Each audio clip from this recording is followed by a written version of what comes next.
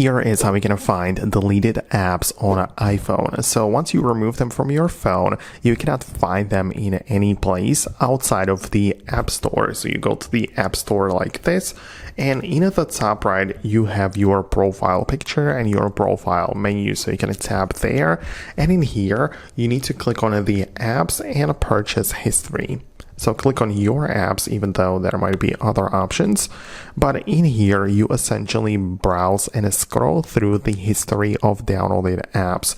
So they are in this order based on when you downloaded them. So if you deleted some app, it will definitely be part of this list, and you'll be able to re-download it again using the cloud icon on the right, or give it an update if it's already present on your phone.